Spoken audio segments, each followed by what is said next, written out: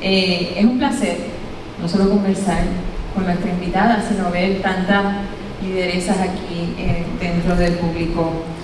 Y para mí, pues siempre es un placer como periodista conversar con una persona con una trayectoria tan interesante. Quiero comenzar leyendo un extracto de un artículo que salió hoy publicado en la portada del Nuevo Día. Y dice: desde el patio de la centenaria residencia familiar en Playuela, Ramona Cruz Sanabria, de 77 años, alzó nuevamente su voz de lucha, como ha hecho en las pasadas décadas, para que no le quiten todo lo que su familia ha construido a lo largo de 140 años, en una orden de desalojo emitida por el tribunal a favor de una compañía privada. Aquí vivió mi abuelo, mi mamá, mi papá, mis hermanos y yo. Cumplí 77 años en este lugar. Aquí fue mi niñez, mi juventud y aquí está mi vejez.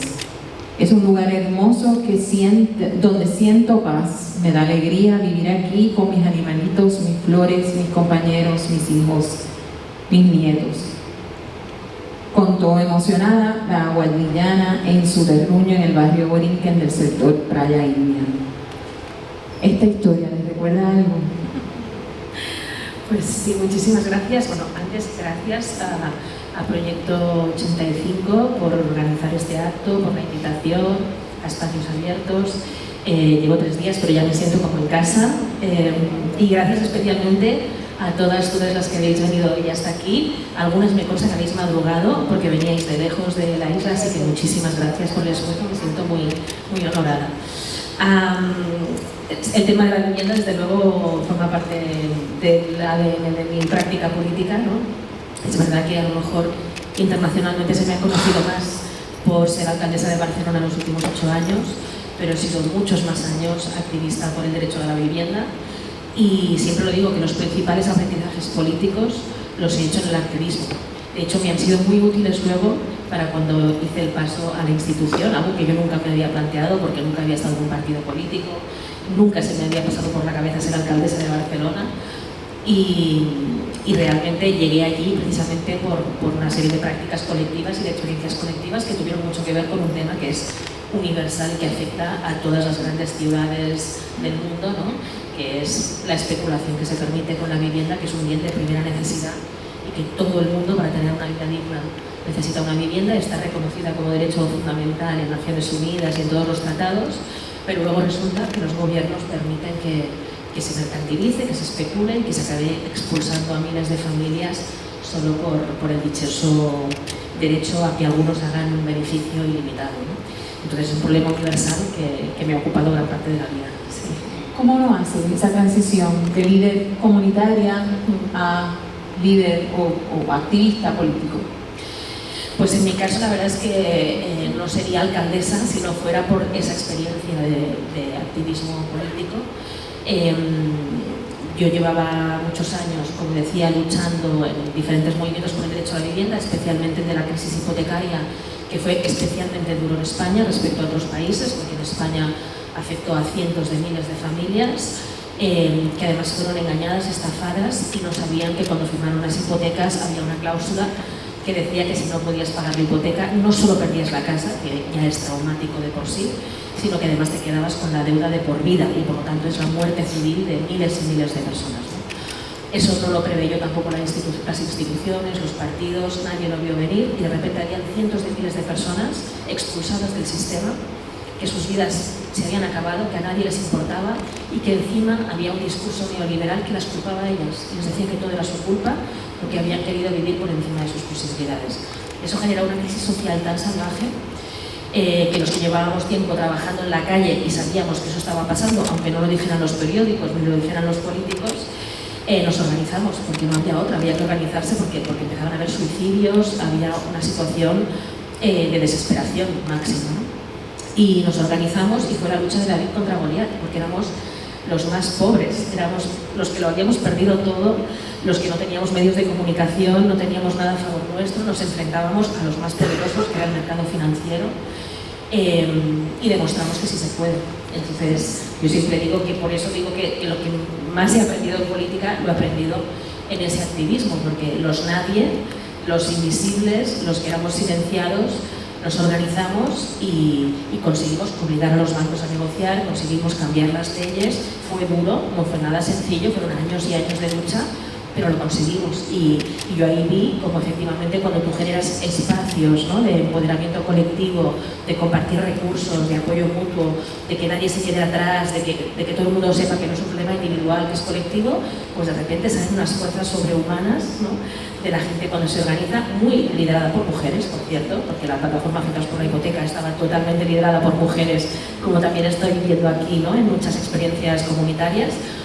Y entonces de esa fuerza colectiva, de esa experiencia que nos transformó y nos cambió para mejor, entonces pasó que hubo una movilización generalizada, la política tenía un fuerte descrédito, se asociaba a la corrupción, se asociaba a no ocuparse de los ciudadanos, a beneficiar siempre a los mismos.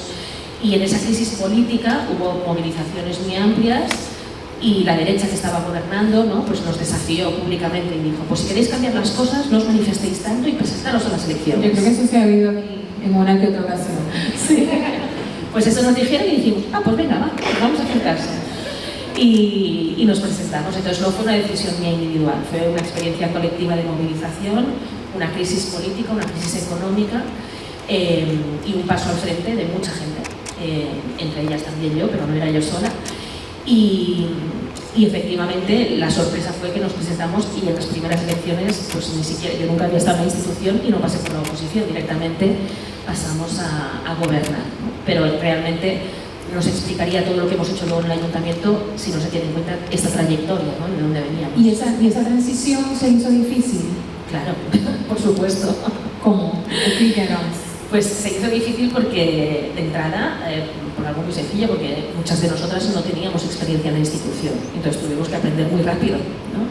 Pero claro, habíamos hecho cosas más difíciles, habíamos luchado contra los bancos sin tener dinero, sin tener recursos, así que no nos íbamos a asustar, ¿no?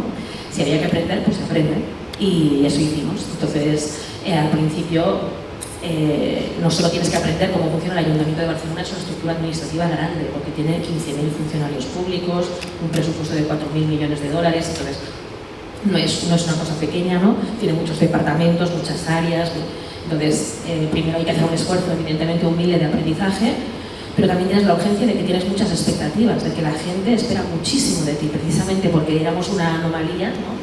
Me gusta explicar también que yo no solo era la primera mujer alcaldesa de Barcelona, que seguramente es lo que más se ha repetido, ¿no?, pero es que era la primera mujer alcaldesa bisexual, de familia humilde, que no pertenecía a las élites y que además era activista, ¿no? Entonces, eso no había pasado nunca, todas esas cosas no habían pasado nunca, ¿no?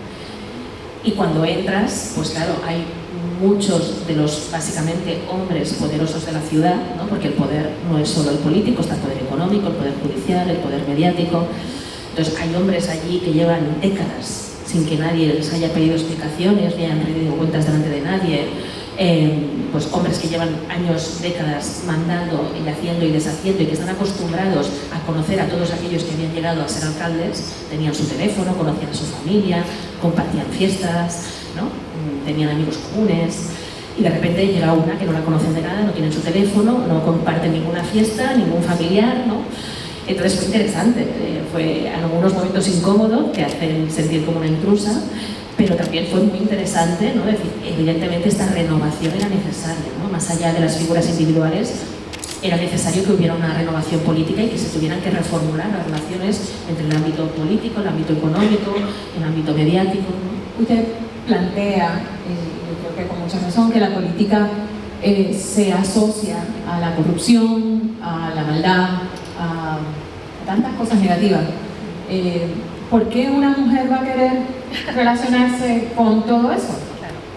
Sí, a mí me gustaría también, porque rápidamente hablamos, como somos mujeres y somos muy prácticas, ¿no?, rápidamente hablamos de las dificultades y todo, y seguiremos hablando de las dificultades, pero no hay que olvidar, ¿no?, que primero tenemos todo el derecho a estar ahí sin dar explicaciones ni justificaciones, o sea, ni pedir permiso ni pedir perdón jamás, porque somos más de la mitad de la población y lo que es una anomalía es que nos estemos ocupando al menos la mitad de los cargos, por lo tanto, ni permiso ni perdón, ni justificaciones, ni sentirnos intrusas.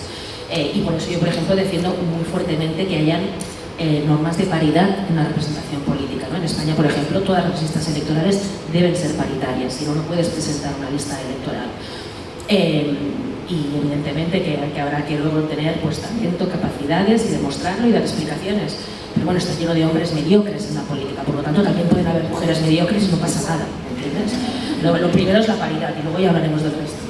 Entonces, eso de entrada. Además, también saber que, bueno, que claro, lo tenemos difícil porque vivimos en una sociedad patriarcal, machista, sí, pero lo tenían mucho más difícil nuestras madres, nuestras abuelas, nuestras bisabuelas, y hoy estamos aquí y hemos avanzado. Entonces también hay que tener esa mirada histórica, ¿no? Yo, de hecho, en los primeros meses de mi mandato, al ser la primera mujer alcaldesa, notaba mucho que estaba en un ayuntamiento donde siempre había habido un hombre alcalde, ¿no? Entonces, como yo quería poner énfasis en yo no estoy aquí sola, no soy yo sola, en el despacho que siempre había sido del alcalde, puse la imagen de muchas mujeres que para mí eran referentes, ¿no? Y puse muchas fotografías de mujeres. Es interesante la anécdota de que la primera fotografía que puse fue de Federica Montseny, que fue la primera mujer ministra de España, y una de las primeras de Europa, en la República de España. Fue ministra de Sanidad. Y puse su fotografía encima de mi mesa, como una de mis referentes. Y es interesante porque no uno, no, varios hombres que entraron en ese despacho, hombres que eran ilustres, que eran cultos, entraban, veían la fotografía y ¿creéis que reconocían a la ministra? No, me preguntaban, ¿es tu madre? Esa es la idea que tienen algunos hombres, ¿no? De una mujer haciendo política, pues que, ¿no? Que si tiene una mujer en una imagen de una mujer es que es su madre, ¿no? Que mi madre es mi máxima referente, o sea, podría estar perfectamente en esa fotografía, pero es también significativa la anécdota, ¿no? Pues eso, yo puse la imagen de muchas mujeres potentes, escritoras, políticas, activistas, ¿no? Para decir, es que no soy yo, es que somos muchas las que hemos luchado para estar aquí y seguiremos luchando para que muchas otras vengan después de nosotras, ¿no? Entonces, formamos parte de un río, de una corriente, y eso es importante recordarlo regularmente, porque hay momentos de soledad, claro que hay momentos de soledad, ¿no? Y hay momentos duros. Entonces, tener muy presente tanto las redes de apoyo, ¿no? de las mujeres y compañeros que nos tienen que acompañar en ese recorrido, como las que nos han precedido, creo que es un tema esencial, ¿no? Que aparte de las dificultades, nos organicemos y tengamos muy presente que otras lo tenían mucho más difícil, lucharon, avanzaron y por eso hoy nosotras seguimos avanzando, ¿no? Tener todo este cúmulo de mujeres de apoyo, etcétera, no implica que no va a haber momentos bien difíciles. Desde su punto de vista, ¿cómo se superan esos momentos cuando se ataca a la familia, cuando se ataca la moralidad de una como persona? ¿Cómo se maneja eso?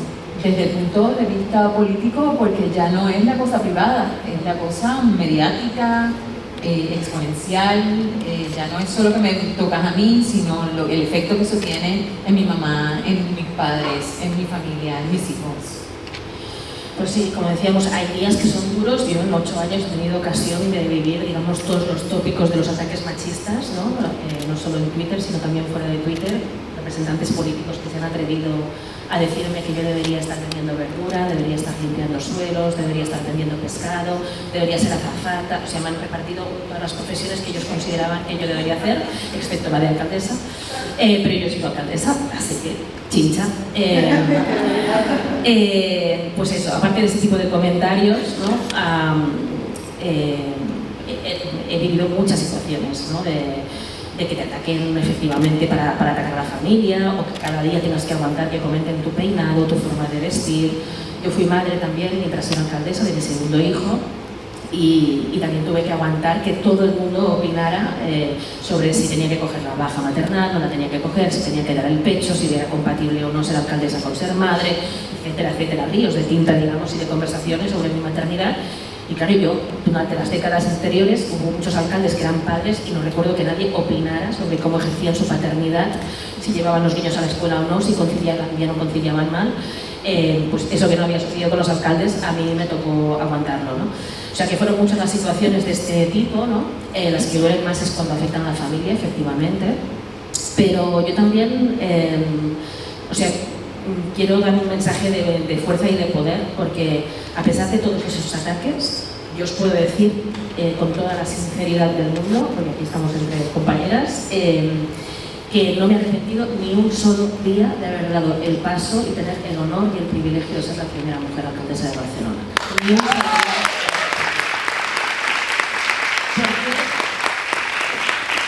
Creo que eso tiene que ver con, lo digo porque creo que tiene que ver con tu pregunta, es decir, ¿cómo lo gestionas? Pues recordando que cuando te atacan es porque ellos son débiles y tú eres fuerte.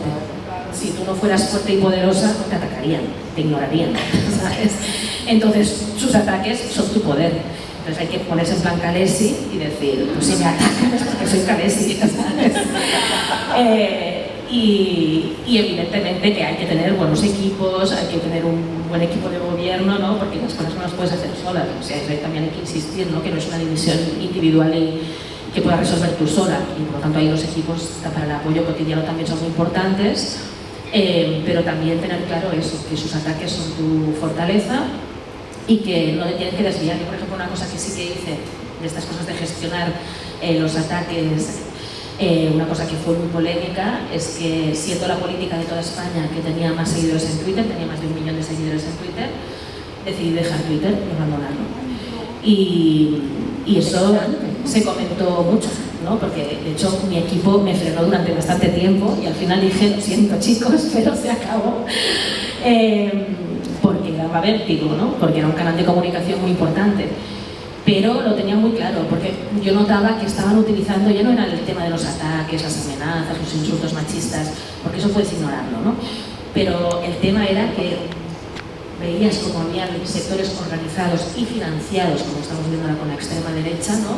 Que ponen mucho dinero y muchos recursos y personas para estar haciendo esos ataques, para desviar tu atención, para distraerte de tu trabajo. Y eso es lo que no te puede pasar. Yo creo que también una herramienta fundamental para aguantar en tu tarea y para poder resistir a cualquier ataque o cualquier cuestionamiento es siempre conectar con el sentido que te da a ti estar ahí. ¿Por qué estás tú ahí? ¿Por qué has venido a hacer? Y que no te distraigan de eso. Eso es fundamental. Que no te distraigan de tu verdad, de tu propósito.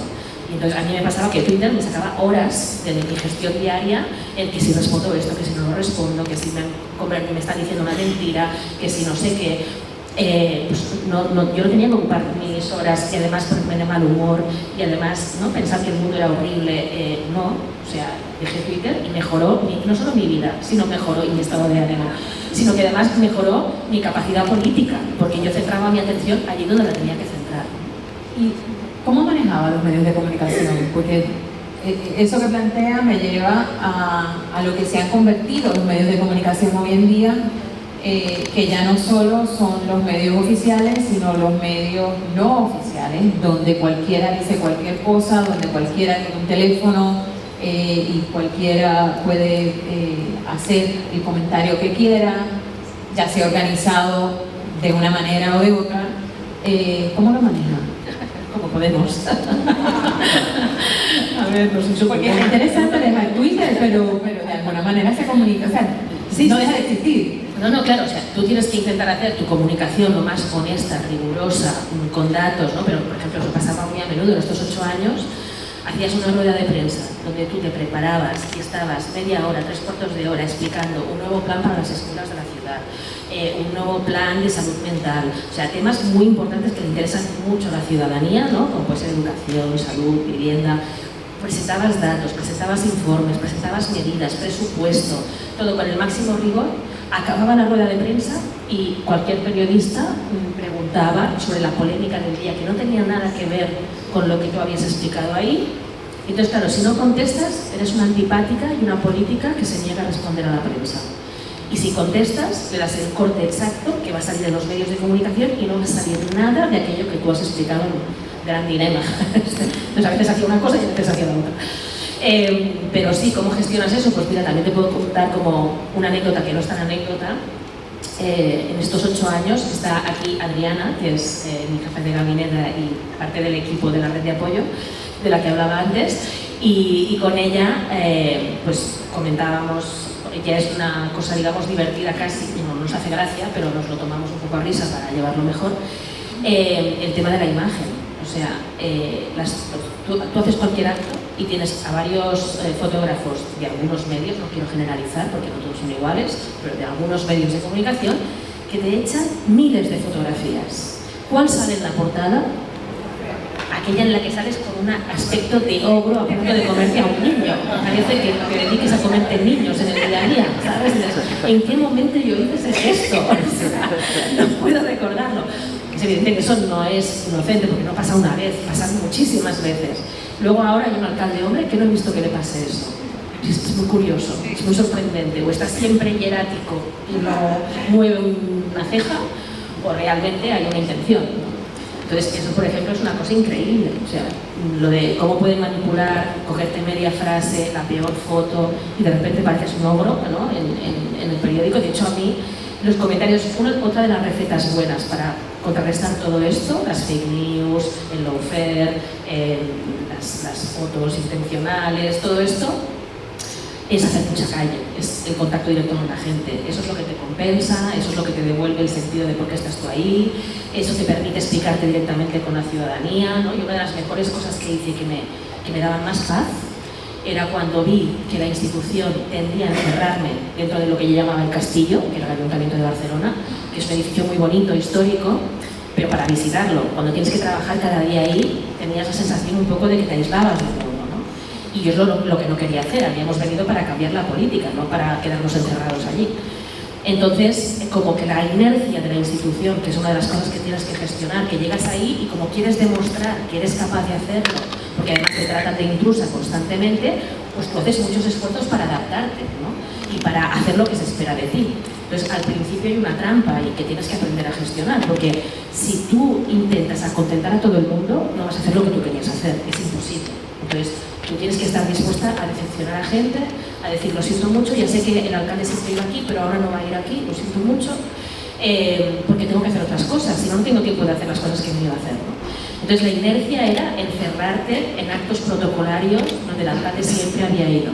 Pues me inventé los encuentros con la alcaldesa. Entonces me inventé una nueva forma de institucionalidad, ¿no? Que era que cada 15 días la alcaldesa iba a un barrio de la ciudad de Barcelona a hablar con los vecinos, sin orden del día, sin ningún tipo de moderación, sin ninguna censura, sin medios de comunicación. No era un meeting, era una conversación. Entonces se llenaba la sala, 300, 400 personas en cada barrio, y hablábamos de lo que la gente quería. Era maravilloso. Y ahí rompías con todos los tópicos, los prejuicios, las fake news, ¿no? Esa era la mejor manera de desactivar toda esa porquería. Eso trae un efecto dominó, y es que hay muchas preocupaciones de la comunidad que llevan años que no se pueden resolver de la noche a la mañana. Entonces, en ese momento. Pero, por ejemplo, en esas conversaciones salían muchos temas del día a día que nunca salen en las noticias, que no ocupan las portadas de los periódicos, pero que es lo que realmente le preocupa a la gente, que es por lo que yo me presenté a las elecciones. La política municipal, lo que más me gusta es que es la política del día a día, de la vida cotidiana, ¿no? Entonces, eso me permitía desactivar esas inercias tan fuertes de la institución que te apartan de la gente. Pues haciendo estos encuentros, ¿no? Me permitían conectar con el sentido, con el propósito que a mí me había llevado a la institución. Usted habla, he leído su ponencia, y usted habla de la feminización de la política. Aquí diríamos, ¿con qué se come eso? ¿Qué quiere decir? Claro, pues quiere decir varias cosas, yo creo. Una quiere decir que lo que he dicho al principio, que no hay que pedir permiso ni perdón, que somos la mitad o más de la población y que debemos como mínimo ocupar la mitad de los cargos directivos, no estar en política, porque si estamos al final de la lista no nos vale. O sea, de los cargos directivos, de los primeros números de las listas, para ocupar paritariamente los cargos de decisión. Entonces, en todas las estructuras. Y entonces yo creo que ahí hay que fomentar leyes de paridad por una cuestión de justicia de género. Punto pelota, ¿no? A partir de ahí, evidentemente, yo soy de las que creen que no por el hecho de ser mujeres somos buenas o lo hacemos todo bien, ni mucho menos, faltaría más. Y que las mujeres somos muy diversas, ¿no? Y está bien que seamos muy diversas, no somos todas iguales. Entonces hay diferentes ideologías, habrán diferentes propósitos, pero para mí sí que como mujer feminista, más allá de que pueda ser más de izquierdas o más de centro o lo que sea, como mujer feminista para mí sí que es esencial entrar a la política para cambiarla. Porque es evidente que la política no funciona bien, no solo por los casos de corrupción o porque haya desafección política o lo que sea. sino porque es demasiado verticalista, porque hay demasiada distancia con la gente, porque cuesta mucho resolver las cosas más evidentes y en cambio, ¿no?, hay mucho dinero para cosas que no le preocupan tanto a la gente, o sea, cambiar las prioridades. Entonces, en ese sentido creo que hay que ser feministas, ¿no?, para cambiar la agenda de las prioridades. Eso es una de las cosas que también creo que las mujeres debemos ayudar a contribuir, ¿no? Poner las personas en el centro de la política, una cosa tan de sentido común, pero que parece tan difícil del sentido común, ¿no? Y otra cosa que también creo que debe ser tarea de las mujeres feministas en política es que no se trata solo de ti, se trata de que tú entres para ayudar a que muchas más puedan entrar. Yo creo que esa debe ser una tarea principal de una mujer feminista en las instituciones. Entonces, eso se puede hacer de varias maneras, ¿no? Evidentemente con los equipos que te acompañan directamente, pero también una vez que llegas a la institución, y yo he notado el poder hermoso de hacer eso, porque ves el efecto que tiene inmediato, en un doble sentido, ¿no? Uno, en el poder simbólico de la representación, que no es menor, que me he dado cuenta de la fuerza que tiene el poder simbólico, ¿no? Y lo contaba el otro día con algunas compañeras de aquí que nos reunimos. O sea, a mí me impresionó mucho que ha durado los 8 años, pero sobre todo al principio, cuando ganamos las elecciones contra todo pronóstico, ¿no?, y hubo una explosión como de sorpresa, alegría, una cosa extraña. Yo iba por la calle y me paraban mujeres mayores y me agarraban así, me decían: hemos peleado mucho para que tú estés ahí, así que no desfallezcas, tú sigue y no te rindas, porque hemos peleado mucho para que tú estés ahí. Eso te daba una fuerza y una responsabilidad de saber lo que tú representabas, y luego también comprobarlo cuando iba pasando el tiempo, y claro, te conviertes en una referente, ¿no?, pública. Y entonces muchas niñas pequeñas me han parado y no me han preguntado, me han afirmado: yo también seré alcaldesa. Entonces ya no quiero ser princesa, es que quiero ser alcaldesa. Eso es muy bonito y ves la fuerza que tiene, efectivamente. Una anécdota muy divertida también que explico de la importancia del lenguaje, ¿no? Cuando hablamos del lenguaje inclusivo y algunos, los típicos de siempre, se ríen de nosotras cuando utilizamos el lenguaje inclusivo, pues yo os puedo explicar muchas anécdotas que explican la importancia del lenguaje. Claro, mi hijo mayor, que ahora tiene 13 años, pero cuando yo entré de alcaldesa tenía 4 o 5, él no conocía alcaldes, solo conocía a su madre que era alcaldesa. Entonces llegaron las vacaciones de agosto y nos teníamos que ir de vacaciones y él se preguntó: bueno, mamá, pero si tú te vas de la ciudad, ¿quién se queda de alcaldeso? Entonces, para él el genérico no era alcalde, era alcaldesa, esa era la palabra genérica de referencia. Y entonces si había que masculinizarla, pues era un alcaldeso, no era un alcalde, ¿no? También ha pasado que coincidió que mis años de mandato de alcaldesa era la época en que pasaban unos dibujos animados en la televisión, que era la Paw Patrol, la patrulla canina, donde también hay una alcaldesa, la alcaldesa Woodway. Entonces muchos niños de la generación de mis hijos solo han visto alcaldesas en los dibujos animados y en la ciudad de Barcelona, ¿no?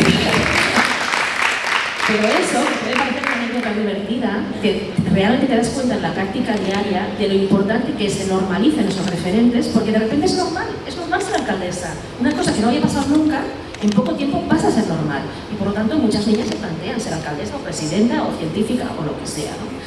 Entonces, por eso digo que la importancia de lo simbólico y lo representativo hay que ejercerlo, no puedes ignorarlo, hay que ejercerlo.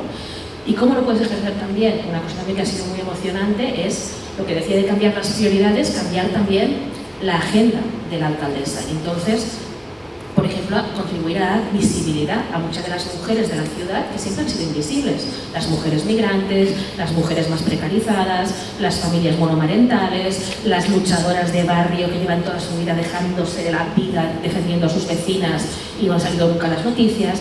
Bueno, pues que todas esas estén en los principales salones de la ciudad, que se las invite a las fiestas más importantes de la ciudad, que estén al lado de la alcaldesa cuando visita el barrio, ¿no?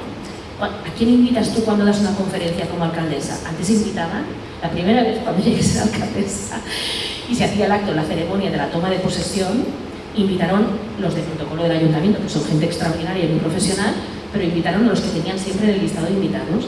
Entonces, claro, eran gente del ejército, de la Iglesia Católica, bueno, los mandamases económicos, ¿no? Como los hombres poderosos de la ciudad. Y dijimos, no, esto hay que cambiarlo inmediatamente.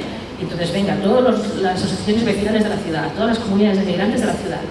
Pues esa cuestión de que el poder simbólico de la representación, yo creo que una mujer feminista lo tiene que tener también muy presente.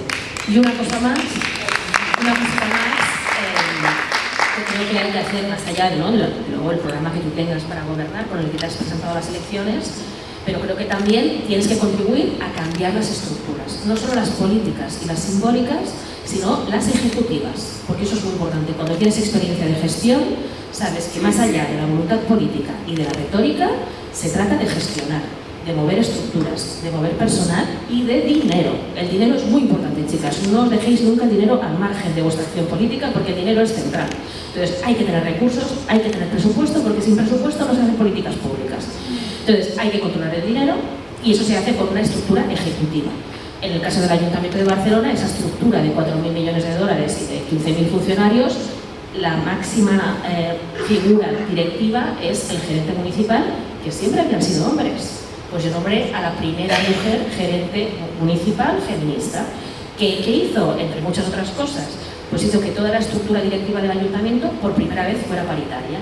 Entonces, de repente, no era solo la primera mujer alcaldesa, era la primera gerenta municipal y eran las primeras directivas que ocupaban de forma paritaria toda esa estructura que hay que moverla cada día, que cada día tienes que tomar decisiones y que es importante que la mirada de las mujeres esté ahí tomando esas decisiones. Lo que usted ha planteado, que me parece maravilloso, implica una conciencia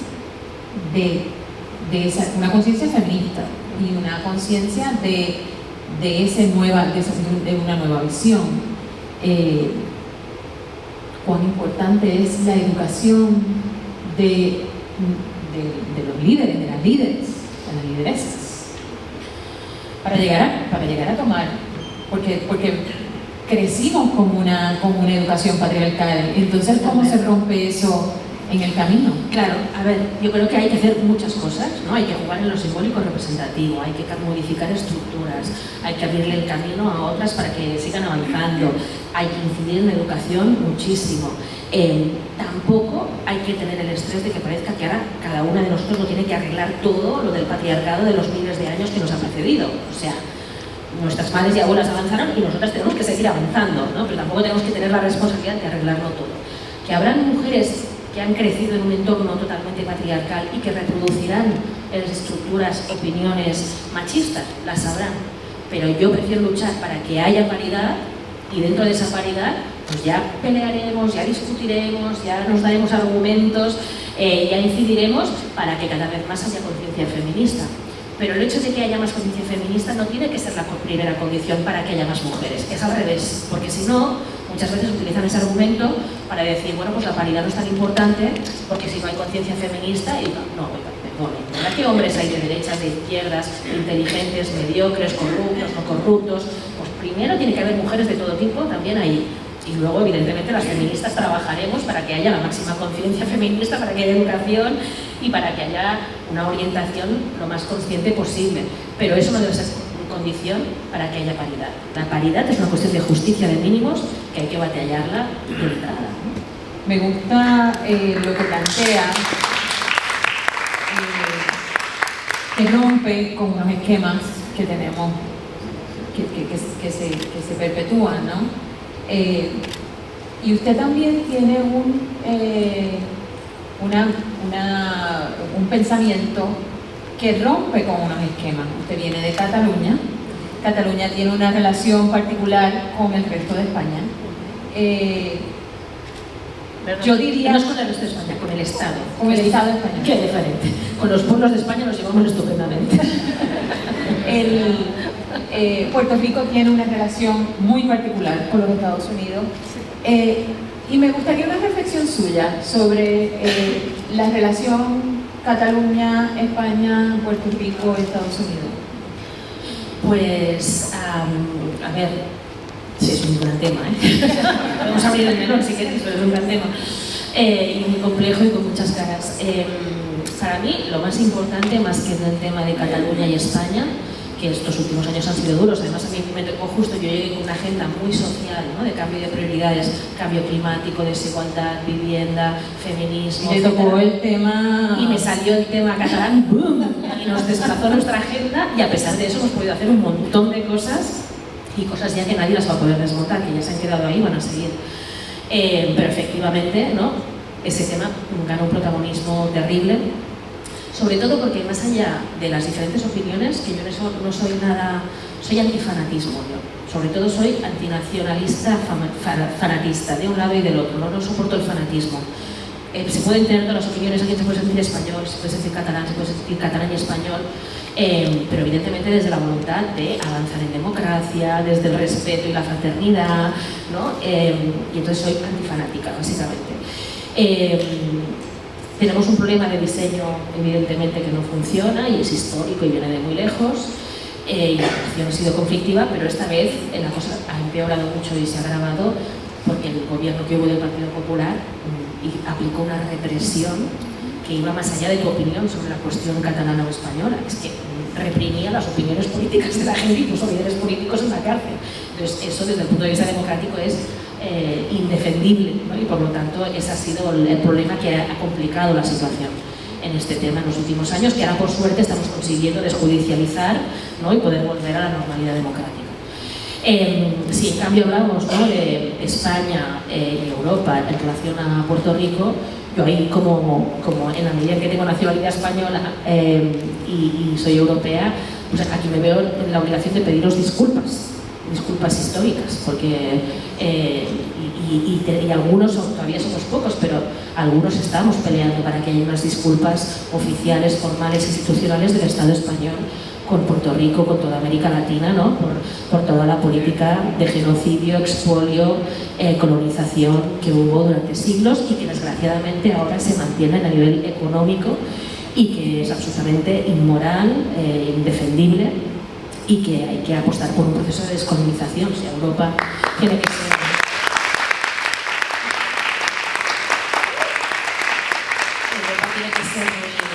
muy humilde, ¿no? Es demasiado arrogante Europa, y no puede ir dando lecciones, porque si alguna cosa tenía Europa, digamos, para estar orgullosa, era el pacto que se hizo después de la Segunda Guerra Mundial, ¿no? Para comprometerse con los derechos humanos, defender la paz, decir que nunca más se tendría que repetir el horror, ¿no? Del nazismo.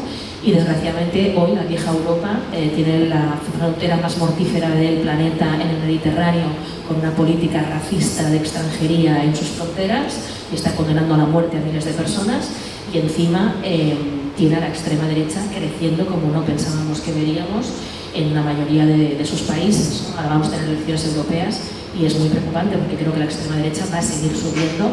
Entonces Europa ya no puede dar lecciones de nada, encima se ha puesto totalmente de perfil con el genocidio que Israel está cometiendo en Gaza, eso también nos avergüenza profundamente y no nos representa, y por lo tanto Europa ya no podía dar lecciones, pero es que ahora menos lecciones todavía, y creo que hay que apostar fuertemente por esos procesos de descolonización y no decir que es una cosa del pasado que queda lejos, son temas muy presentes que nos afectan en nuestro día a día. Que por supuesto afectan a los pueblos originarios que fueron expoliados, ¿no? y esclavizados, pero que nos afectan también a quienes vivimos en Europa y queremos avanzar desde la solidaridad de los pueblos y queremos democracia real y queremos prosperidad para todos y todas y todes, y eso se hace con un proceso general de descolonización. Por lo tanto, ya sea respecto a Estados Unidos como respecto a Europa, en nosotras tendréis siempre unas aliadas para avanzar en la descolonización como una propuesta de esperanza y un futuro mejor.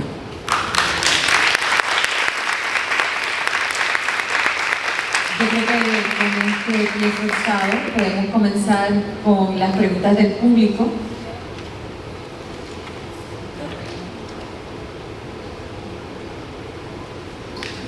Acá está Londra, Fernanda.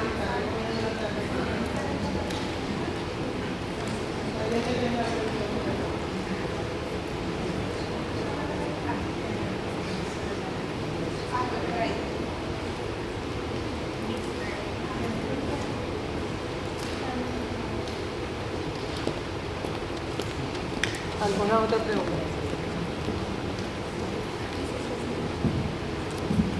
Y es menester que haga esta aclaración de la Junta. Hoy estamos Alondra Hernández, Nirvana González y yo. Nuestra presidenta Cecil Blondet tiene un compromiso que no podía romper. Asimismo, Zulma Rovira y Zoela Boy. Madeline Ramírez, quien fue fundamental para poder coordinar este evento, también tiene una asamblea que está presidiendo, así que las excusamos en este momento. Pregunta Rebeca Coto Morales. Si tuviera que identificar el principal reto que tiene que encarar la mujer para cambiar la visión patriarcal dentro del gobierno, ¿cuál sería? El principal reto, a ver, siempre es difícil decir solo uno, pero tenemos unos cuantos. Pero para mí el principal reto es que no cambien tus propósitos ni tu manera de hacer. Es decir, si creemos, ¿no?, que la política tiene que ser más abierta, más horizontal, más cooperativa, ¿no? Yo siempre digo, una de las aportaciones feministas para mí muy interesantes para mejorar la política, para todas, no solo para las mujeres, también para los hombres, ¿no? Creo que una aportación interesante del feminismo es esta diferencia entre el poder patriarcal y la autoridad feminista, ¿no? El poder patriarcal sería esta idea vieja del poder que se impone de arriba a abajo, ¿no?, incluso con la fuerza, con los ejércitos o con la economía, ¿no?, con el peso del dinero, pero que se impone jerárquicamente, ¿no?, y no por convencimiento. La autoridad, en cambio, feminista es la autoridad relacional, la que las otras te dan a ti, ¿no?, porque te reconocen como una persona útil para la comunidad y te piden que por favor des el paso adelante para ayudarnos a todas a avanzar. Bueno, pues yo creo que esa forma de hacer, ¿no?, donde no es un poder que tú tengas por la gracia de Dios ni porque seas mejor que los demás, sino porque eres útil a la comunidad y la comunidad te pide que des un paso al frente, ¿no?, esa autoridad para mí es mucho más poderosa que el poder jerárquico que se impone por la fuerza. Y ese tiene que ser también nuestro motor y el reto es que esa forma de hacer política se extienda, ¿no? Entonces, que no te cambien, porque luego cuando llegas a la institución, como digo, hay muchas presiones. Hay presiones directas de lobbies económicos, de medios de comunicación, ¿no?, de varias gente que te va a presionar directamente. Hay presiones ambientales, presiones indirectas, ¿no?, en las redes sociales, en los tópicos, ¿no?, que van a decir sobre ti, que te van a hacer tener inseguridades personales.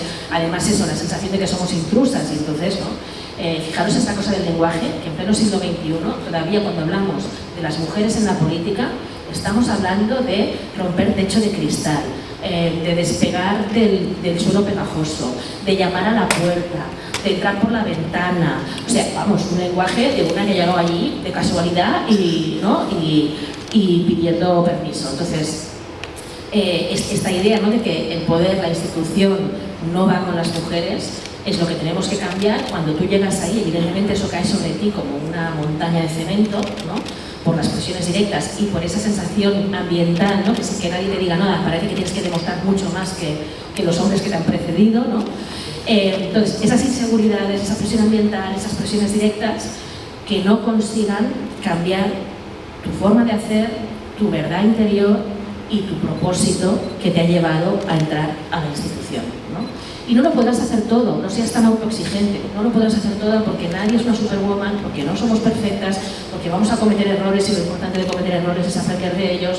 Entonces, quitándonos de nosotras mismas esa presión, ¿no?, pero que no nos distraigan de que hemos venido a intentar mejorar las formas de hacer política y a intentar ayudar que otras mujeres se animen a dar también ese paso después de nosotras, ¿no?, y que eso no consigan sacarlo de nuestras prioridades. Gracias. Preguntan, ¿cómo motivar y reclutar más mujeres, en especial mujeres jóvenes, a que participen y ocupen puestos, me imagino, electorales, político-electorales? Pues es lo que venimos comentando, o sea, para animar a mujeres en general y a mujeres jóvenes en particular, yo creo que, o sea, necesitamos ir generando referentes, ¿no? Y cuantas más referentes hay, pues habrá más mujeres jóvenes a quienes se les va a ocurrir que eso va con ellas, ¿no?, y que puede ser útil. Y luego yo creo que también una cosa que puede animar a muchas mujeres jóvenes es mujeres que estén trabajando en temas específicos, ¿no?, sea cual sea, la lucha por los derechos humanos, en una comunidad concreta para mejorar las condiciones de vida y de vivienda, en temas de sanidad, en la academia, en temas científicos. O sea, una mujer pues que que tenga mucha pasión, ¿no?, por alguna de las cosas que hace, que crea mucho en aquello, en la fuerza de transformación, ¿no?, que tiene eso en lo que está trabajando desde mucho tiempo, y decirle, oye, eso que has estado haciendo tan bien en la academia, en la comunidad, allí donde haya estado, en la escuela, donde sea, eso también necesita llegar a la institución, ¿no? Que de hecho, por ejemplo, yo soy un ejemplo de eso. O sea, yo estuve años batallando por el derecho a la vivienda para cambiar leyes y nos costó horrores, ¿no? Y al final es verdad, dices, bueno, pues si las leyes se hacen ahí y los presupuestos se deciden ahí, pues nos tenemos que plantear ir también ahí para que no sea tan difícil cuando venga gente a reivindicar, ¿no?, que les sea más fácil conseguir que los presupuestos y las leyes se muevan hacia donde se tienen que mover. Entonces yo creo que esa puede ser una motivación fuerte para alguien que tiene una vocación concreta de un tema que puede ser transformador, sea cual sea, pues plantearle que eso lo puede llevar a la institución y ponerlo como prioridad. ¿Cómo diferentes luchas en el mundo, siendo Puerto Rico la colonia más antigua del hemisferio, qué criterios o herramientas cree que podemos usar para construir una nación más justa? Y añade, esta pregunta es de Cristina Corrada, Emanuel, añade, gracias y que se repita su visita. Gracias. Pero la pregunta exactamente, o sea, es ¿cómo diferentes luchas en el mundo, siendo Puerto Rico la colonia más antigua del hemisferio, qué criterios o herramientas cree que podamos usar para construir una nación más justa? Bueno, también es una gran pregunta, que la tenemos que resolver entre todas, digamos. Yo no tengo una receta mágica, pero sí tengo claro una cosa que estamos viendo estos años, que sí que me parece remarcable, es que estamos en un momento muy complicado, ¿no?, porque se acumulan las crisis económicas, la que ya tuvimos con el estallido de la burbuja inmobiliaria en 2008, pero luego ha venido la otra crisis más la pandemia, ¿no?, que ha tenido también efectos de salud y efectos económicos. Ahora se están añadiendo las coyunturas muy preocupantes, ¿no?, de aumento de conflictos bélicos que han tenido también impacto económico, aunque el conflicto bélico es lo más grave, ¿no?, pero que además han tenido impacto en la economía global. Primero Ucrania, ahora el tema de Gaza. Por tanto, hay un contexto donde está aumentando el discurso belicista y la carrera armamentística. Eso nos pone en peligro al planeta entero. Eso se suma a las crisis que ya llevábamos, económicas, la crisis ambiental, ¿no?, donde la situación del planeta está al límite, con cada vez más efectos del cambio climático en nuestra vida cotidiana, olas de calor, sequías, etcétera, que van a aumentar más la tensión política y social. Por lo tanto, la coyuntura es muy difícil y en ese contexto vemos además que crece la extrema derecha, una extrema derecha que no es una opción política más. Una extrema derecha que es un instrumento, una herramienta de las élites para mantener sus privilegios y su status quo, que no nos engañen, porque luego querrán hacer ver que es una cuestión solo ideológica y que han salido como reacción a las luchas feministas, y eso es mentira. Es verdad que son opositores a las luchas feministas que han visto que avanzábamos en los últimos años y que están reaccionando a ese avance, pero detrás de esa extrema derecha hay mucho dinero, hay muchísimo dinero. Hay una red internacional muy bien organizada. Están muy conectados. Milei, con Trump, con Bolsonaro, con las extremas derechas de Europa. Todos estos, con Vox en España, o sea, todos estos partidos no son accidentes, no son casualidades. Es una red internacional que está compartiendo recursos de forma muy profesional y muy rigurosa, que tiene mucho dinero detrás, y por lo tanto nosotras también tenemos que organizarnos aún más fuerte. O sea, tenemos que fortalecer nuestras redes locales, pero también nuestras redes internacionales de solidaridad, de intercambio de información y de recursos, de apoyo mutuo, para que luego cuando vengan, ¿no?, con esos ataques que cuestionan las mismas bases de la democracia, digamos, no, esto no es una cuestión de una opinión más. Si tú cuestionas la democracia, estás en contra de todos los demócratas y, por tanto, todas los y las demócratas debemos hacer ese frente común para parar el avance de la extrema derecha. Creo que esa es una de las grandes prioridades que tenemos. Estas son dos preguntas. ¿Cuánta libertad tenía usted dentro del partido que representaba y cómo lidió con líderes de dogmas fundamentalistas, en específico mujeres? A ver, sobre la libertad, un gran tema, libertad. A ver, Respecto a mi partido, tuve mucha libertad. O sea, pero decía, claro, yo no he estado nunca en un partido político y no me presenté a las elecciones como un partido clásico. Es decir, yo soy fruto de una movilización general que llevó a crear una innovación política que era una plataforma ciudadana, que es lo que es Barcelona en Comú, ¿no? Frente a los partidos tradicionales se creó una plataforma ciudadana que puso en el centro los objetivos de ciudad. Entonces dijo, podemos tener opiniones diferentes sobre muchas cosas, pero vamos a ponernos de acuerdo sobre qué queremos para Barcelona. Y ahí juntamos a mucha gente diferente, de diferentes partidos que se sumaron a esa plataforma, pero también gente de la academia, de los movimientos sociales, de diferentes ámbitos profesionales que no había estado nunca en un partido político, ¿no? Entonces ya es una cosa bastante singular, digamos, ¿no? Porque nuestra forma de trabajar pues, no era un partido con carnet clásico, sino que era una plataforma mucho más abierta, muy fácil de participar, sin que nadie te pidiera si eras inscrito o no eras inscrito, ¿no? Entonces, teniendo en cuenta esto, pues creo que he tenido mucha libertad. Lo que pasa que es verdad que luego tienes que ir con cuidado porque tú acabas autolimitando tu libertad, ¿no? En parte por lo que antes decía, de que hay muchas presiones ambientales, sientes que tienes que demostrar muchas cosas, que no eres una loca, que vengas aquí a hundir la economía de la ciudad y que eres una persona seria. Entonces, como hay muchas presiones, ¿no? Y muchas cosas que demostrar, puedes acabar autocensurándote, ¿no? o autorreprimiéndote en tu libertad, ¿no? O para decir, bueno, pues para evitar que ahora vayan a hacer un tema de esto, ¿no? Pues no voy a decir exactamente lo que pienso con este tema porque ya tengo muchas batallas, muchos frentes abiertos, pues no voy a abrir otro más, ¿no? Entonces, eso forma parte de una cosa pragmática que tienes que hacer en la política del día a día, que no puedes hacer todas las batallas al mismo tiempo, pero sí que es importante que de vez en cuando vayas chequeando, ¿no? Si estás renunciando a alguna cosa fundamental para ti. Yo con el tiempo, ahora que los 10 meses que llevo sin ser alcaldesa, después de estos 8 años, que como estás ahí no te lo planteas porque te sientes responsable, hay que hacerlo, hay que hacerlo, hay que hacerlo, hay que hacerlo y tiras, ¿no? Estos 10 meses yo lo que más he notado es que he recuperado mi libertad individual y eso es bastante fuerte. Entonces me pregunto ahora, ¿no? Me estoy preguntando ahora si podría haber ejercido un poco más mi libertad individual cuando era alcaldesa. Y esa pregunta aún no me la he respondido. Estoy trabajando en ello. Cuando llegue a una conclusión os lo comparto.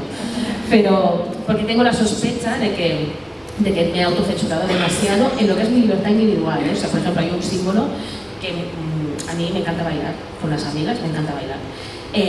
Pero claro, ahora estamos en el mundo de los móviles, ¿no? Que a cualquier sitio que vayas, bailas un poquito y ya estás en las noticias. Ya estás en las noticias, ¿vale? Eso me pasó con la vicepresidenta hace pocos años, que vino a visitar Barcelona, y vino la vicepresidenta y fuimos a visitar un barrio. Había unas vecinas bailando majísimas, me invitaron a bailar con ellas y no me lo planteé, me puse a bailar con las vecinas. Bueno, pues eso acabó en todas las noticias, en todas, y yo pensando, pobre vicepresidenta que venía a visitar el barrio y acabó saliendo el baile, y bueno, en fin, ¿no? Entonces, como pasan esas cosas, ¿no? Te acabas planteando, te acabas reprimiendo y no bailas todo lo que querrías bailar. O sea, parece una anécdota, pero no es una anécdota, se entiende, ¿no? Y entonces pasó también que en un festival LGTBI muy potente que organizamos desde el Ayuntamiento al final del segundo mandato, La Orgullosa, se hizo un concierto maravilloso que acabó con una alegría, una explosión de alegría, y me invitaron a subir con otras artistas a bailar al escenario y dije, pues claro que sí, vamos a bailar. Y subí al escenario y bailé. Bailé con toda la libertad. Acabó en las noticias igual, pero esta vez me quedé contenta. ¿Sabes? Pues si tengo que acabar igualmente las noticias, pues voy a bailar con las amigas, ¿no? Entonces, bueno, yo os comparto esa reflexión porque digo, no tengo una respuesta acabada sobre la cuestión de la libertad, pero sí que me he planteado que a lo mejor me tendría que haber autorreprimido y autocensurado un poco menos. Siempre eso es verdad. Por favor, ¿podría hablar sobre su proceso de campaña, financiación, reclutamiento de personas voluntarias y organización de base? Pues como decía, como somos una plataforma, ¿no? Muy de base, ya como origen, ¿no?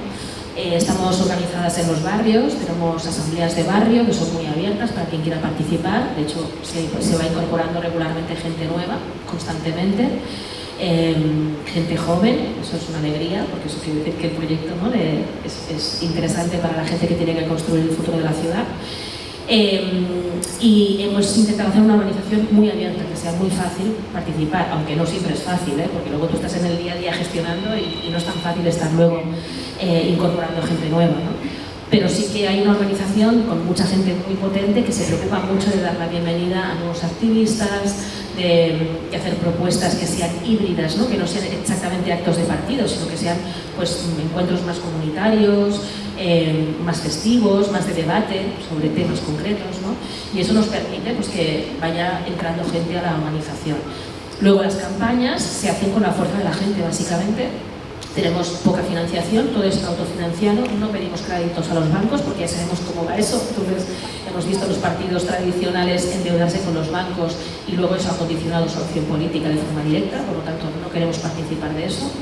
Entonces nunca nos hemos endeudado, no hemos aceptado dinero de ningún lobby económico ni de ningún banco, solo es autofinanciación y por lo tanto con la aportación de la gente, ya sea en su activismo o con aportaciones económicas voluntarias. Y lo hemos hecho con poco dinero, pero hemos demostrado que a otros que tenían muchos más millones que nosotros les ganamos las elecciones. Entonces es verdad que el dinero importa, pero bueno, también es verdad que nosotros, al ser una cosa tan abierta, hemos sido muy creativas. Hemos tenido una comunicación que todos los otros partidos han reconocido que eran las campañas más creativas de todas, porque salían de la gente, ¿no? De la gente que está en muchos ámbitos también profesionales, como gráficos o como creativos, artísticos, ¿no? Y utilizar la música, la cultura, creo que eso es esencial también, porque yo también os confieso que tengo un poco de tensión con mis propios compañeros, a los que amo, pero cuando llegan las campañas electorales, como yo no vengo de la política tradicional, a mí las campañas me cuestan y no soporto los mítines, porque claro, tengo la sensación de que estoy haciendo como una cosa programada, que va a venir la gente que ya está convencida, que la gente que no está convencida no va a venir al mítin y que vamos a hacer todos allí como una misa, ¿no? Y entonces dices, ¿cómo podemos salir de esto, por favor? O sea, ¿cómo podemos innovar? Pero claro, todos los partidos lo hacen, entonces si tú no lo haces parece que desapareces. Entonces estás como atrapado, acabas haciendo el meeting, porque he hecho los mítines que tenía que hacer, pero siempre estamos con esta tensión de habría que poder innovar, ¿no? Para que realmente esto sea atractivo para la gente que no está en la política del día a día y que pueda interesar y pensar que esto va con ella o con él, ¿no? Entonces hemos intentado ir abriendo estos actos pues, más de barrio, más vinculados a comer juntas, con música, con espectáculos culturales, porque creo que tenemos que esforzarnos en hacer actos de campaña y en general política, ¿no?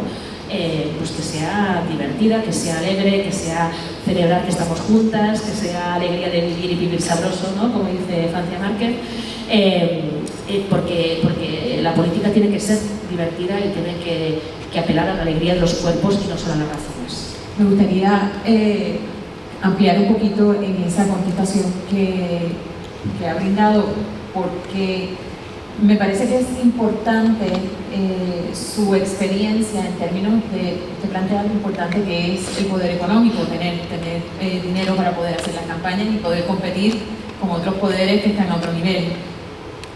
¿A dónde se mira? ¿Dónde se busca? Porque muy probablemente la gente que le sigue es gente que no tiene mucho dinero para donar. Entonces, ¿hacia dónde uno mira y cómo uno accede a capital sin comprometer sus ideales y su planteamiento? Pues ya te digo, lo hemos hecho todo con microfinanciación, con aportaciones pequeñas de mucha gente. Y luego siempre hay unas pocas personas que pueden tener un poco más de capacidad económica y que creen en el proyecto y aportan un poco más.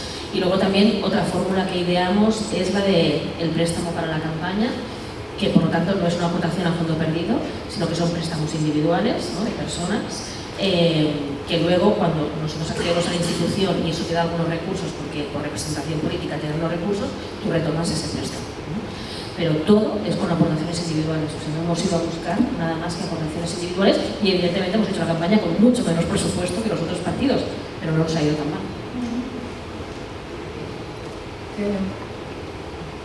Tengo una preocupación de logística. Venga. Y es que tengo como un montón. ¿Y qué vamos a hacer? Entonces, yo lo que quiero es, porque ustedes son las que me dicen. Yo estoy aquí para vosotras, o sea, no Que tienen muy linda. Daniela, ¿tú estás bien con...? Yo estoy comodísima. Ay, pues, pero Seguimos. Ok. Pregunta Adelaida Arroyo. ¿Qué medidas tomaste en Barcelona para hacer posible la mayor inclusión de mujeres en las estructuras de gobierno? Bueno, pues antes he comentado alguna, ¿no? Como tocar la estructura más importante directiva, poner mujeres en la cabeza de la estructura, pero además de eso hicimos bueno, muchas cosas más. Por ejemplo, repasar los contratos públicos del Ayuntamiento de Barcelona, o sea, los contratos con empresas para garantizar servicios, ¿no? Se hacen concursos públicos, y poner cláusulas siempre de que cualquier empresa que tenga que trabajar con el Ayuntamiento tenga un plan de igualdad de género y cumpla con los criterios de género. O por ejemplo, creamos una cosa muy importante que antes no he comentado, gracias por la pregunta, que nosotros creamos la primera concejalía de feminismos, es decir, de las diferentes áreas del ayuntamiento está urbanismo, presupuesto, educación, derechos sociales, ¿no? Muchos temas. Pues nosotros creamos una concejalía que era feminismos y LGTBI, porque entendemos que era una cuestión central el cambiar la mirada sobre la ciudad y decir, queremos que todas sus ciudadanas, en toda su diversidad, sean las protagonistas y ocupen la centralidad. Porque normalmente la política se ha hecho priorizando la mirada del hombre blanco que va a trabajar en coche, básicamente. Entonces, como somos muchísimas más personas, ¿no? La mayoría no somos esas personas, la mayoría somos mujeres que vamos en transporte público, que cuidamos personas, que hacemos muchas más cosas, que somos pues eso, diversas en muchos sentidos, etcétera. Pues había que ampliar esa mirada y por eso creamos la concejalía de feminismos y LGTBI. Con esa concejalía yo destacaría dos cosas que hicimos. Una es evidentemente ampliar el presupuesto de políticas para las mujeres que más lo necesitan. Era una de nuestras razones de ser, ¿no? Y por tanto aumentamos mucho los recursos para la prevención de la violencia contra las mujeres, para poner casas y recursos para que las mujeres que sufrían violencia tuvieran donde ir y no tuvieran que aguantar a su maltratador, muchos más recursos para familias monomarentales, bueno, servicios específicos, ¿no? De atención a mujeres en situación de precariedad, etc.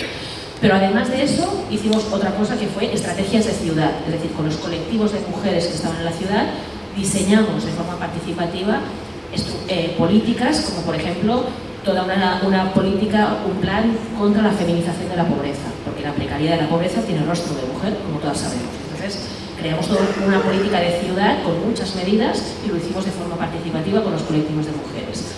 Y además de hacer esas políticas específicas desde la concejalía dirigidas a las mujeres y especialmente a las que estaban en situación de mayor vulnerabilidad, hicimos otra cosa, que fue crear un departamento de transversalidad de género dentro del ayuntamiento.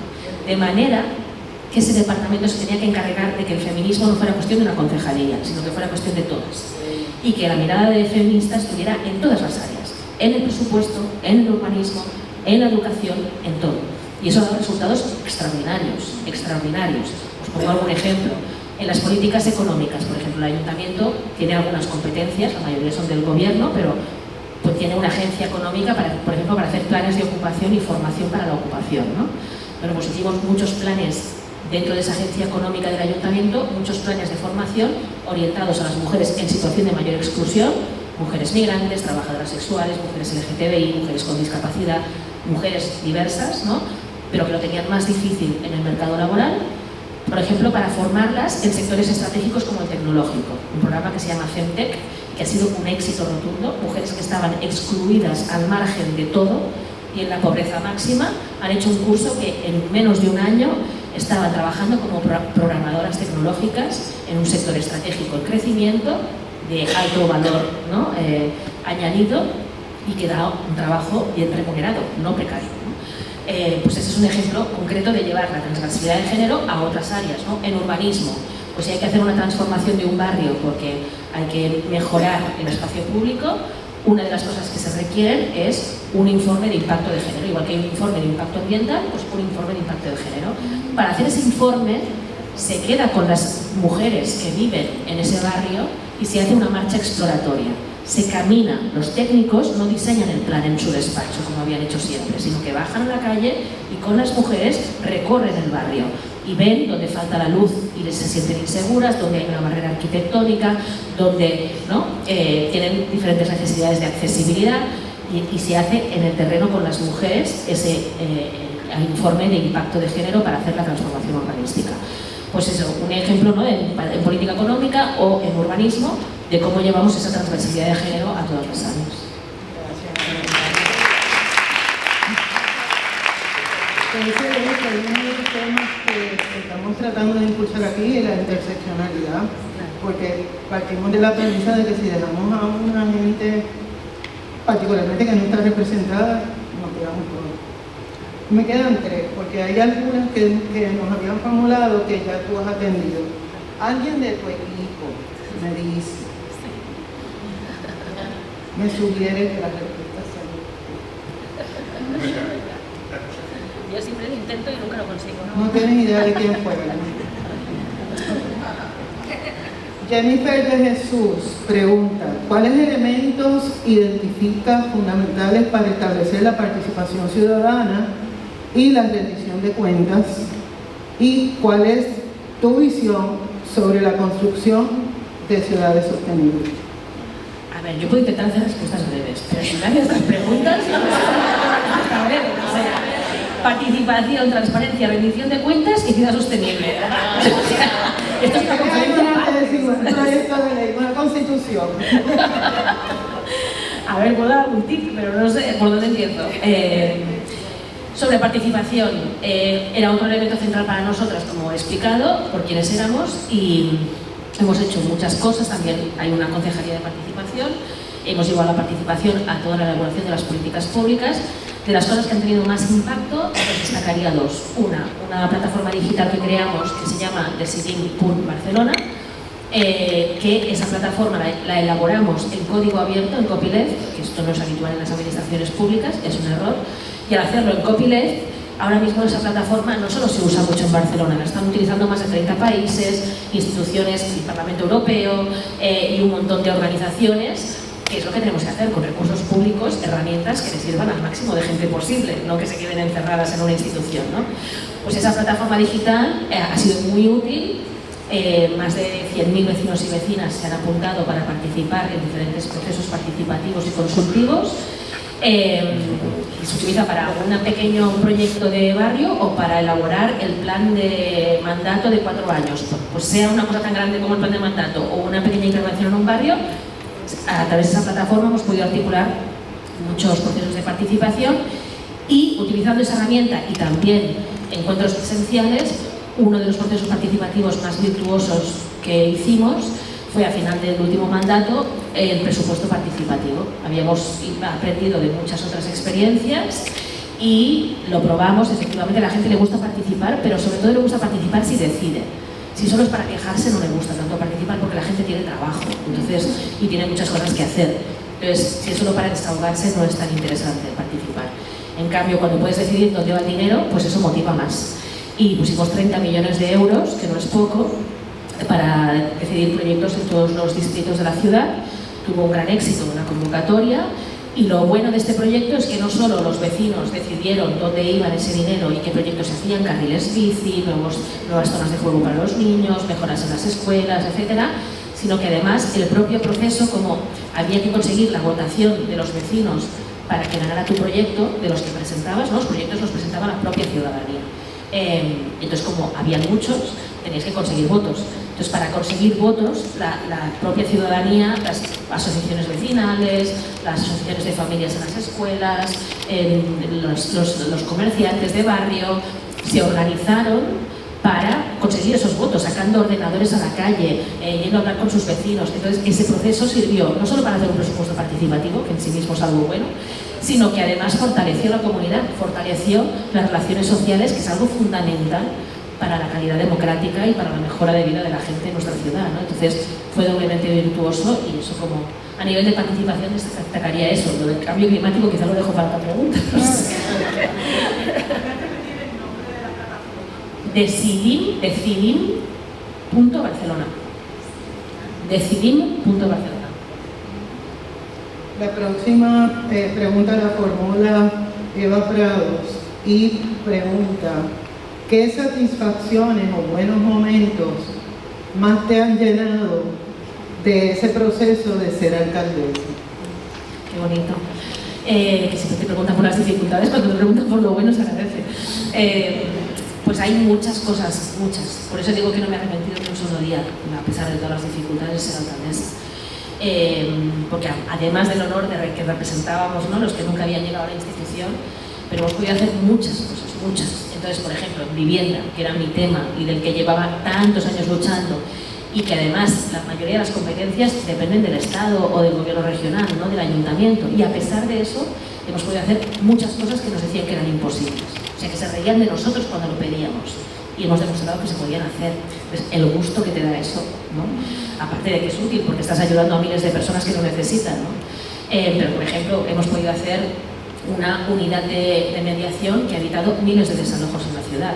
Porque los desalojos no los podemos parar porque dependen de leyes estatales, pero sí que hemos podido hacer una unidad de mediación que ha aprendido de la experiencia de los movimientos sociales. O sea, la administración esto no se habría ocurrido, pero como veníamos de fuera de la institución y aprendimos de la práctica de los movimientos sociales, sabíamos que se podía hacer más, y entonces hicimos mediadores, y esos mediadores consiguieron evitar que mucha gente acabara desalojada y tuviera un realojo, un alquiler social o una solución alternativa. O, por ejemplo, en vivienda, hacer un acuerdo con las cooperativas y que hoy no solo haya vivienda, mucha más vivienda pública que antes, hecha directamente por el ayuntamiento, que lo hemos hecho, sino que además hemos cedido suelo municipal sin perder la propiedad pública para que se hagan viviendas cooperativas, más de 1000 departamentos. Esto a mí, cuando era activista, me decían que era imposible, y hoy es una realidad que ya nadie puede desmontar, que ya llega y se queda. Aunque tú te vayas, aquí llega y se queda. Esas son las cosas que compensan cuando te atacan, cuando tal, no sé qué, cuando tú te acuerdas, ¿no?, de las cooperativas, de la unidad antidesahucios, de todo lo que has hecho con las escuelas, de la política feminista, y entonces ya sonríes y te quedas tranquila. Esta última te la voy a formular, pienso que la has contestado, pero te la formulo para que decidas si hay algo que necesitas añadir. ¿Qué recomendaciones nos darías en relación a la reglamentación de los Airbnb? O sea, tenemos que hacer otra visita solo para hablar de este tema, porque desde que he llegado... Claro, yo encantada de compartirlo, pero que veo que realmente es un tema candente. Pues sí, estoy muy orgullosa de que fuimos también ciudad pionera en pararle los pies a Airbnb y en conseguir cerrar miles de apartamentos turísticos ilegales. Porque efectivamente es un problema global que afecta a Puerto Rico, que afecta a Barcelona, que afecta a todas las grandes ciudades. Las ciudades, hay grandes capitales internacionales, ¿no?, que se mueven sin control y sin fiscalización y transparencia. Y que ven en el terreno urbano una oportunidad de plusvalía para especular sin límite. Entonces, claro, hay algunos gobiernos que se lo ponen un poquito más difícil con algunas reglas, y hay otros gobiernos que se lo ponen muy fácil no poniéndoles ninguna regla, ¿no? En España, desgraciadamente, en el tema inmobiliario es de los peores países que durante años no puso ninguna regla y se pudo especular con la vivienda sin límite, endeudando a las familias, subiendo los precios, sin ningún límite ni en las rentas ni en las hipotecas. Y también llegaron estos buitres, porque no tienen otra palabra para definirlos, que son estas plataformas digitales, que ellos no cumplen con las reglas de nadie, porque como están en la nube, están en internet, pues hacen ver que no va con ellos, o de pagar impuestos ni cumplir las reglas. Y en nombre de la libertad lo que acaban haciendo es un expolio directamente, porque lo que hacen es quedarse con las viviendas, echar a la población local y llevarse un beneficio que ni siquiera se queda en la ciudad, porque se lo llevan fuera. Por lo tanto, todo es un perjuicio para la ciudad y sus habitantes. Eso también estaba pasando en Barcelona cuando nosotros llegamos a la alcaldía. Teníamos miles de apartamentos turísticos ilegales porque daban mucho más beneficio que la renta y el alquiler normal.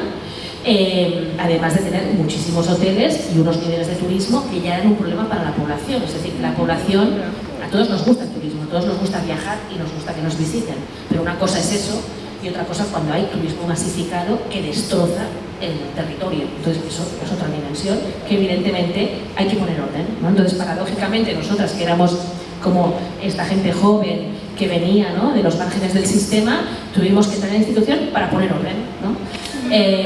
Y hicimos un plan de regulación de alojamientos turísticos y hicimos un mapa de nuestra ciudad. Eso está colgado en la web, lo podéis encontrar. Un plan de alojamientos turísticos que decía cuáles eran las zonas tensionadas donde habían demasiadas camas para turistas y pocas camas para gente y para vivienda. Y entonces lo que eran todas las zonas céntricas, que eran zonas tensionadas, dijimos ya no se pueden hacer más hoteles aquí y hay que cerrar los miles de apartamentos turísticos ilegales. Entonces eso lo hicimos poniendo un cuerpo de inspectores, hicimos la norma urbanística, pusimos un cuerpo de inspectores que fueron piso por piso. Cuando lo detectaban sancionamos con sanciones muy importantes.